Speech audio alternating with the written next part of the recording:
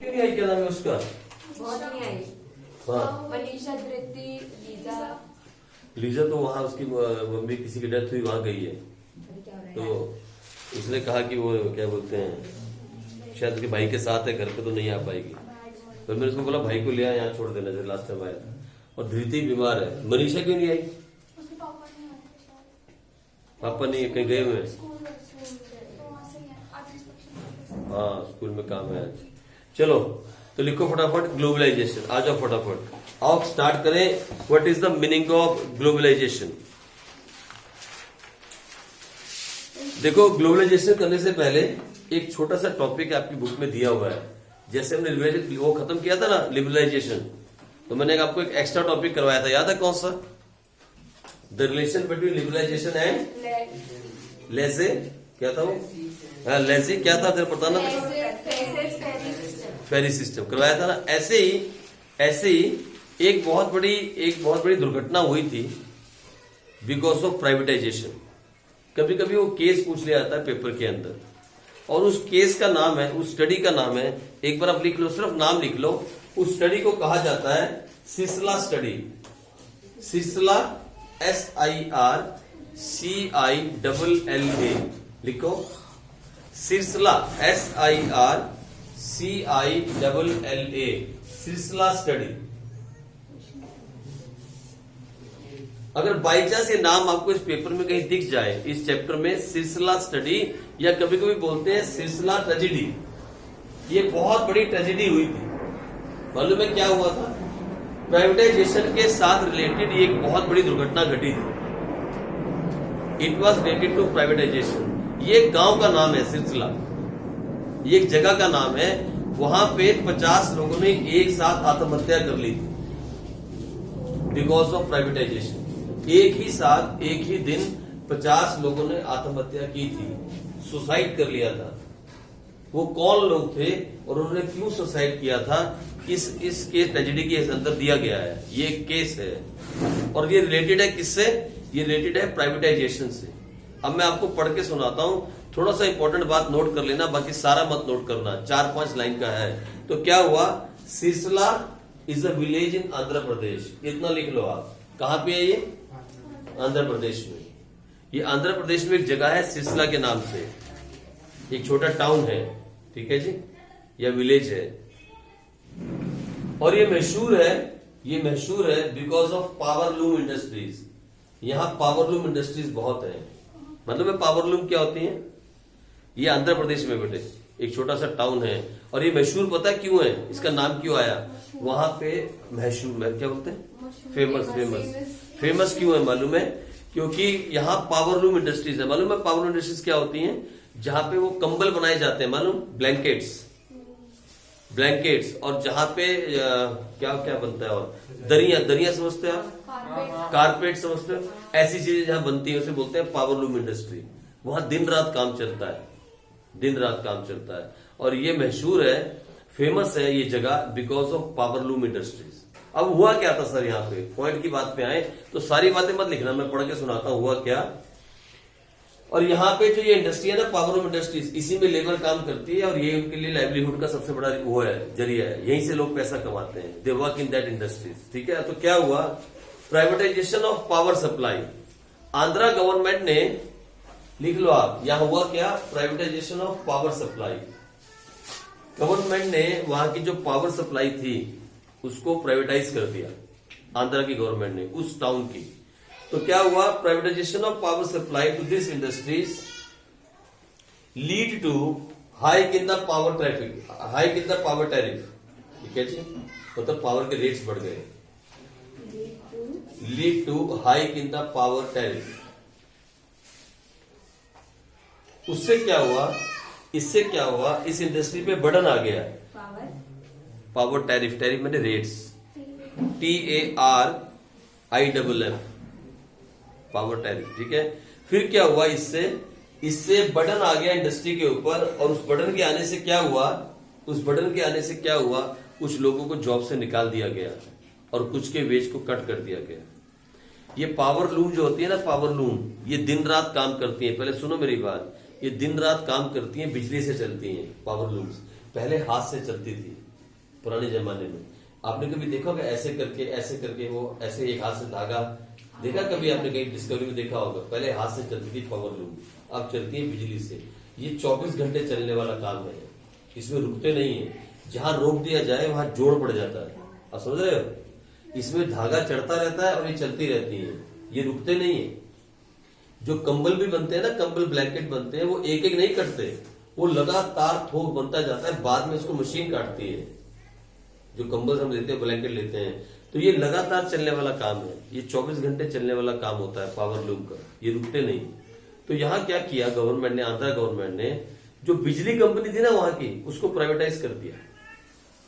अब प्राइवेटाइज करने से क्या हुआ, वो प्राइवेट हाथों में चली गई बिजली कंपनी, उन्होंने रेट बढ़ा दिए। किसके रेट बढ़ाए? पावर टैरिफ, मतलब पावर के रेट बढ़ा दिए। पावर महंगी हो गई, पावर महंगी होने से क्या हुआ, कॉस्ट ऑफ प्रोडक्शन बढ़ गई। तो उन्होंने क्या किया, कुछ लोगों को जॉब से निकाल दिया और कुछ लोगों की वेजेस जो थे कम कर दिए। इंडस्ट्री वालों ने क्या किया, they terminate some of the staff and then on second hand they reduce the wages of the staff. दो काम किए, ठीक है। इससे क्या हुआ, चलो आगे देखो तो फटाफट जल्दी से। फिर क्या हुआ, वर्कर के पास करने को कुछ बचा नहीं। जो वहां वर्कर्स काम करते थे, they have nothing to do, कुछ भी काम करने के लिए नहीं बचा। अब एक आदमी पिछले 40 साल से पावर लूम इंडस्ट्री में काम कर रहा है, उसने और कोई काम सीखा नहीं, उसको सिर्फ पावर लूम इंडस्ट्री के ऊपर, मतलब फैक्ट्री मशीन के ऊपर काम करना आता है, और कोई काम उसको आता नहीं, और कोई काम वो कर नहीं सकता। और एक साथ बहुत सारे लोगों को बेरोजगार हो गए, बहुत सारे लोग। तो क्या किया, एक रात को उस गांव के 50 लोगों ने एक साथ आत्महत्या कर ली, फांसी लगा ली, और वो लटक गए। बेचारे क्या करते, 30-30, 40-40 साल से अगर एक जगह से आपकी रोटी चल रही है और अचानक उस काम को बंद करना पड़ गया और दूसरा कोई काम आपने सीखा नहीं है, तो क्या करते। फिर वहां पे 50 लोगों ने एक साथ, 50 workers have suicided at that place. फिर वो एक स्टडी बन गई, सबसे बड़ा ड्रॉबैक ऑफ प्राइवेटाइजेशन अगर कोई आपसे पूछे तो वो क्या है मालूम, सिरसिला स्टडी या Sircilla tragedy. That is the biggest drawback of privatisation. अगर कोई आपसे पूछे कि एक एग्जांपल दे दो, what is the biggest drawback of privatisation, तो सबसे बड़ा एग्जांपल क्या है, सिरसिला ट्रेजेडी। कहाँ है Sircilla, it's a town in Andhra Pradesh. क्या हुआ था वहां पे, वहां पावर लूम इंडस्ट्रीज को जो कंपनियां पावर सप्लाई करती थी उन्हें क्या कर दिया गया, प्राइवेटाइज कर दिया गया। उससे क्या हुआ, पावर टैरिफ, मतलब पावर के रेट बढ़ गए, पावर महंगी हो गई, बिजली महंगी हो गई। उससे क्या हुआ, बहुत सारे स्टाफ की नौकरी चली गई और कुछ की वेजेस को कम कर दिया गया। उसके बाद क्या हुआ, उनके पास करने के लिए कुछ था नहीं, तो क्या किया वहां, एक साथ 50 लोगों ने, आगे बात समझ। तो ये ट्रेजेडी आपको पता होनी चाहिए। अगर वर्ड आ जाए पेपर में, अगर मान लो 1 नंबर में पूछ ले डिफाइन सिरसिला ट्रेजेडी, आपको सर ने कभी नहीं बताया, इसलिए ऐसी ऐसी बातें मैं आपको बताता जा रहा हूं साथ साथ, ठीक है जी। चलो आगे बढ़ जाओ। 50 workers have suicided eight once, लिख लेना, कितने लोगों ने, 50 workers have suicided eight once. मालूम है ट्रेजेडी का नाम, वैसे तो बहुत सारे लोग मर रहे हैं। अभी महाराष्ट्र के अंदर हर रोज एक दो किसान सुसाइड करते हैं, और एक साल के अंदर 400-500 किसान ऐसे हैं जो सुसाइड कर लेते हैं महाराष्ट्र के अंदर एक। लेकिन उनका नाम उसमें ट्रेजेडी में नहीं आ रहा है। तो ये नाम ऐसा क्यों आया ट्रेजेडी में, क्योंकि एक साथ 50 लोग एक ही गांव के सुसाइड कर गए, इसलिए इसको स्टडी में दे दिया गया। इसीलिए इसके ऊपर स्टडी की गई और पूरा इसके ऊपर रिपोर्ट बनाई गई, इसके कहा गया सिरसिला ट्रेजेडी, ठीक है जी। चलो आ जाओ आगे, अब आ जाओ ग्लोबलाइजेशन, मीनिंग ऑफ ग्लोबलाइजेशन। बहुत सारी किताबें हैं जो आपके साथ रखी जाती हैं और शेयर की जाती हैं, इसलिए ताकि आप कुछ भूल ना जाओ। लिखो, it refers to a process, globalisation क्या होता है, लिखो, it refers to a process by which the whole world becomes a single market.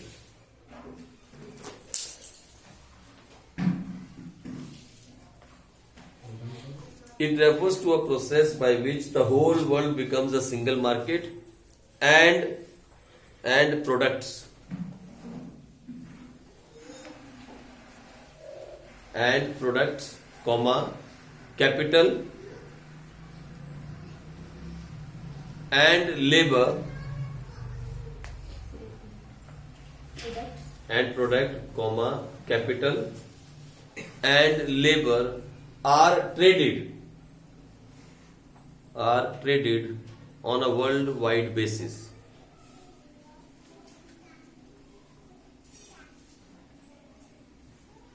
जब हम पूरी दुनिया को एक बाजार में समेट दें उसे कहते हैं ग्लोबलाइजेशन।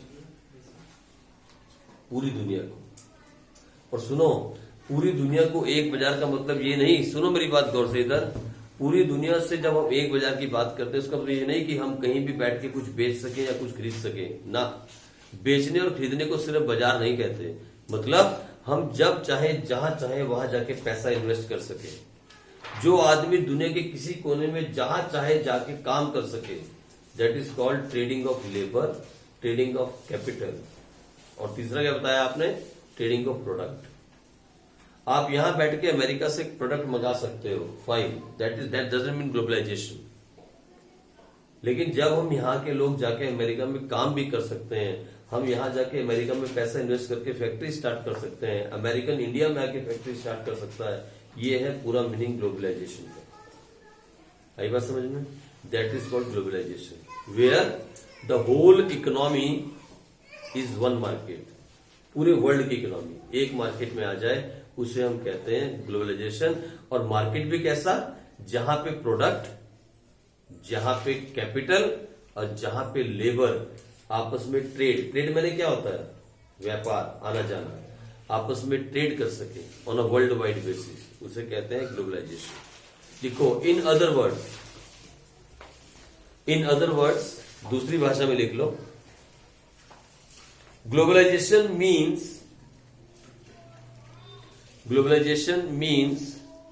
integrating domestic economy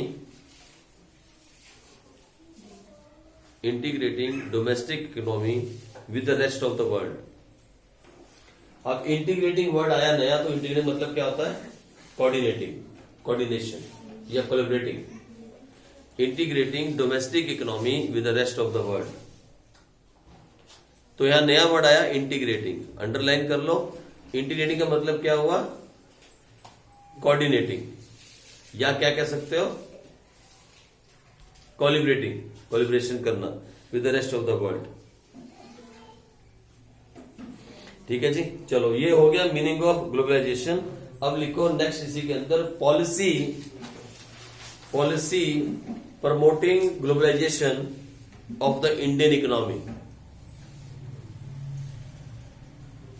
कैसे प्रमोट किया गया ग्लोबलाइजेशन इंडियन इकोनॉमी के अंदर? कैसे प्रमोट किया गया ग्लोबलाइजेशन इंडियन इकोनॉमी के अंदर? Policy promoting globalisation of the Indian economy, ये है टॉपिक। और इस टॉपिक के साथ लिखना इंपॉर्टेंट, क्योंकि ये हिडन टॉपिक है। Policy promoting globalisation of the Indian economy, इसके आगे लिखो इंपॉर्टेंट। ठीक है जी, चलो सबसे पहला काम क्या किया गया? Increase in equity limit of foreign investment. Increase in equity limit of foreign investment.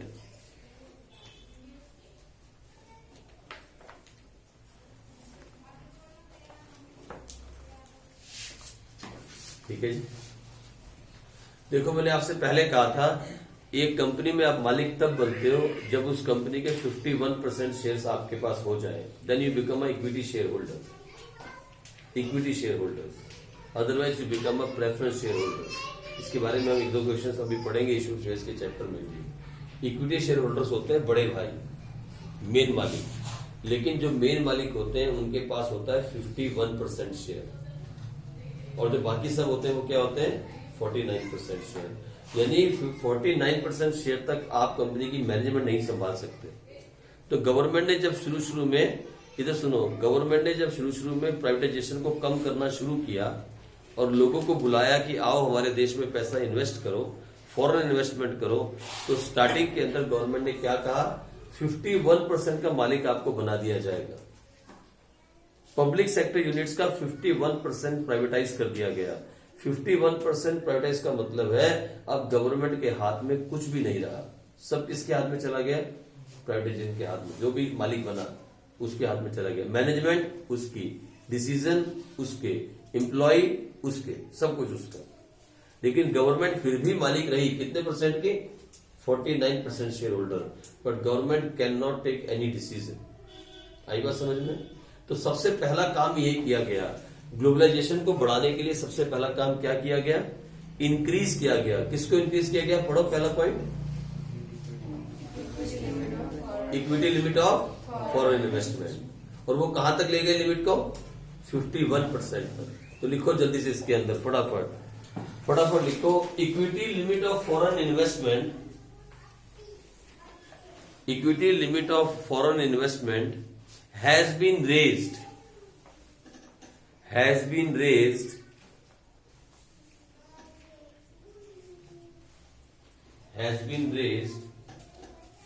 from 40% to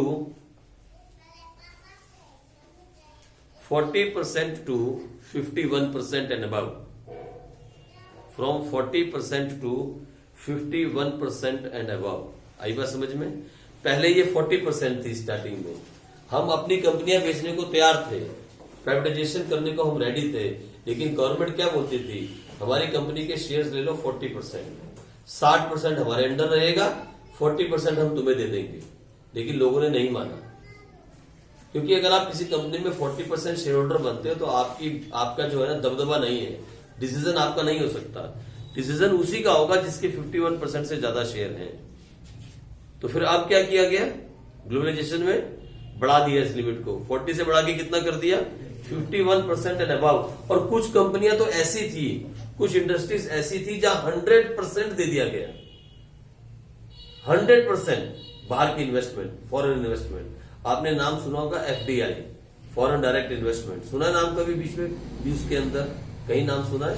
foreign direct investment FDI मतलब गवर्नमेंट ने इतने दरवाजे खोल दिए कि 100 के 100% इंडस्ट्री तुम्हारी, हमारा बिल्कुल भी कुछ नहीं। कुछ ऐसी इंडस्ट्रीज थी, और वो कितनी थी? लिखो पॉइंट नंबर 2 में 47 industries.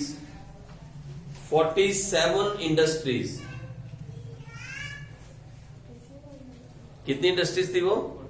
47 industries were having, second point इसी में, second point, 47 industries were having foreign direct investment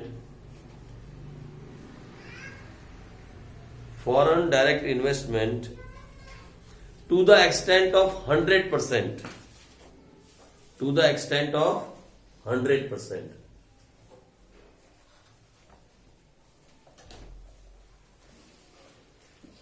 मतलब 47 इस तरह की कंपनियां थी जिसमें गवर्नमेंट ने 100% हिस्सेदारी बेच दी। पूरी की पूरी हिस्सेदारी किसकी हो गई? प्राइवेटाइज हो गई। लेकिन नीचे लिखो however foreign exchange management act, foreign exchange management act has been enforced, ENFORCED has been enforced। ठीक है जी। अब सुनो मेरी बात, पॉइंट कितना छोटा है, कितना छोटा पॉइंट है। इक्विटी शेयर कैपिटल के हिस्से को बढ़ा दिया गया। कितना बढ़ाया सर? पहले 40% था, 40 बढ़ा के कितना कर दिया? 51 एंड अबव, 51 एंड अबव। फिर दूसरे पॉइंट में क्या लिखा आपने? 47 ऐसी कंपनियां थी where the foreign direct investment was up to the extent of 100%, 100%। और फिर हमने तीसरे पॉइंट में क्या लिखा? एक बात दिमाग में रखनी जरूरी है, छूट तो दी गई लेकिन एक एक्ट भी लागू किया गया। कौन सा एक्ट था वो? फॉरेन एक्सचेंज मैनेजमेंट एक्ट, इसे फीमा बोलते हैं, FEMA, foreign exchange management act को भी एनफोर्स किया गया। फॉरेन एक्सचेंज मैनेजमेंट एक्ट को भी एनफोर्स किया गया। ठीक है जी, ये पहला पॉइंट था। आ जाओ पॉइंट नंबर 2। पॉइंट नंबर 2 में चलो। Point number 2 is partial partial PARTIAL partial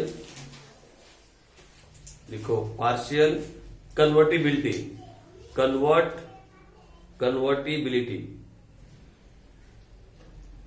partial convertibility. अब ये क्या होता है, तो लिखो to achieve the objective of globalisation,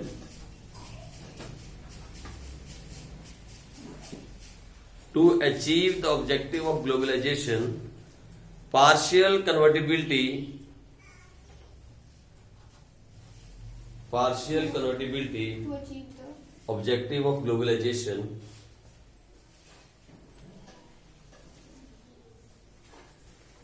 अब पहले तो ये बात सुनो, चलो मैं लिख लो, बताता हूं। To achieve the objective of globalisation, partial convertibility of Indian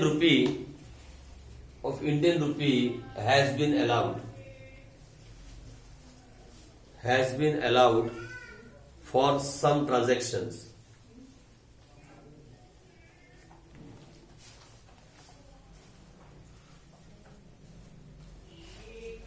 अब मालूम है इसका मतलब क्या है? कोई आपसे पूछे what is the meaning of partial convertibility, इसका मतलब क्या है? अब ये भी आ सकता है पेपर में, है तो है नहीं। पार्शियल कन्वर्टिबिलिटी का मतलब होता है the exchange of Indian rupees with the foreign currency at market price. आप समझे मेरी बात? समझे आप? The exchange of Indian rupees with the foreign currency at market price, the price which has been fixed by the market forces not with the government, उसे बोलते हैं partial convertibility. लिख लो ये बात, कहीं ब्रैकेट डाल के लिख लो। पीसी का मतलब क्या है? The exchange of Indian rupees, the exchange of Indian rupees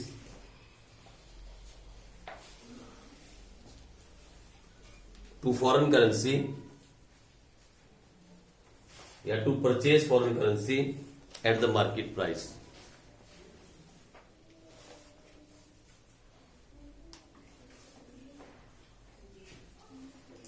या और सिंपल भाषा में करना हो तो कह सकते हो sale and purchase of foreign currency at market price. और आसान कर सकते हो, इजी लैंग्वेज और ज्यादा क्या लिख सकते हो? Sale and purchase of foreign currency at market price. Indian rupee को हटा भी सकते हो बीच से, कंफ्यूजन ना हो। लिख लो ये भी लाइन, क्या लिखोगे? और करके लिख लो, और sale and purchase of foreign currency at market price. ये और सिंपल हो गया, ठीक है। That is called partial convertibility. Paper में आने वाले चांस है, वह लिख लो, इंपॉर्टेंट, पेपर में आ सकता है, ठीक है जी। 1 नंबर में क्वेश्चन पूछा जा सकता है क्योंकि हिडन है। अब देखो, जो पार्शियल कन्वर्टिबिलिटी है ना, वो सब जगह अलाउड नहीं की गई। कुछ ट्रांजेक्शन, कौन कौन सी? देखो, number A, transaction number A, import and exports of goods and services. काट ले, import and exports of goods and services, इसके ऊपर अलाउ किया गया partial convertibility. Import and exports of goods and services.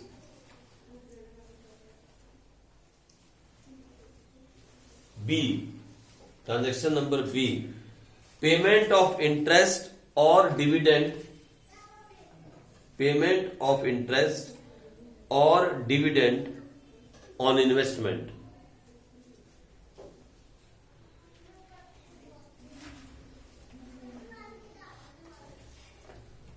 और तीसरा, transfer of money to meet family expenses.